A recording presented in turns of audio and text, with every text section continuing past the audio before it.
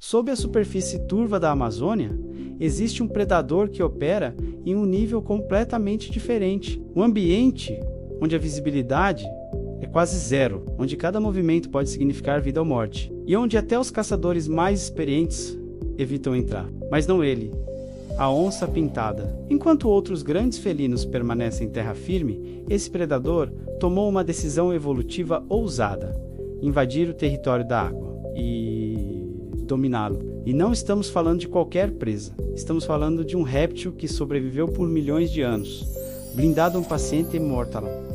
O jacaré, por lógica, esse deveria ser o rei desse ambiente, mas não é, porque nas sombras da água existe algo ainda mais perigoso: inteligência aplicada à caça. A maioria dos predadores depende de força, velocidade ou números. A onça depende de algo mais raro: precisão.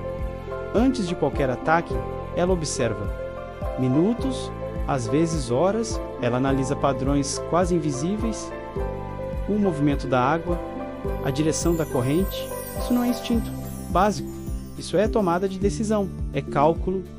Cada detalhe importa, porque dentro da água o erro não é perdoado.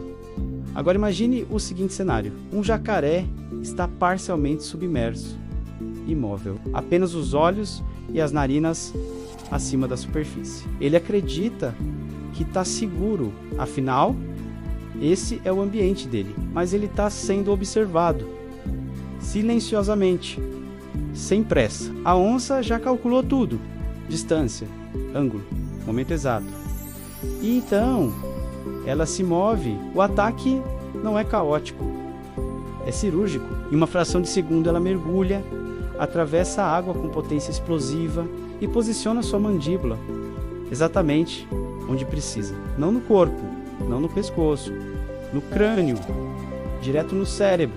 Diferente de leões e tigres que sufocam suas presas, a onça executa um método muito mais preciso e muito mais eficiente. Ela perfura.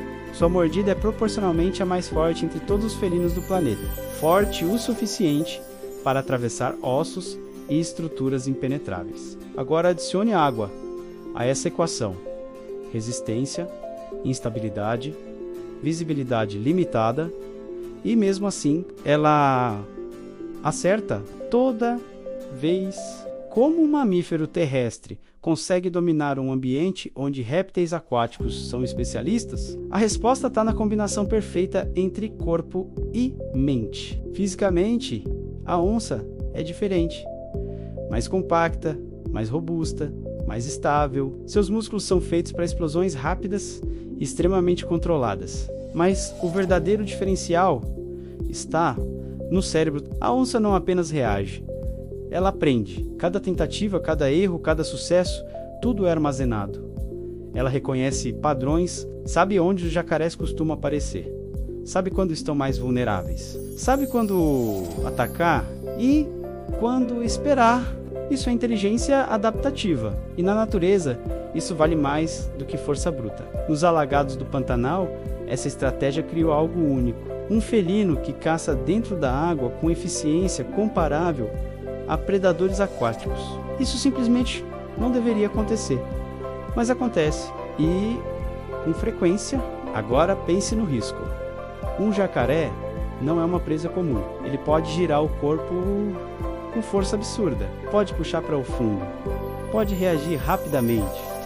Um erro e tudo acaba. Mesmo assim, a onça continua, porque ela não depende de sorte, ela depende de cálculo. Esse comportamento lhe revela algo profundo: a evolução não favorece apenas os mais fortes, favorece os mais adaptáveis. Enquanto outros felinos evitam a água, a onça viu vantagem: menos competição, mais alimento, mais domínio territorial.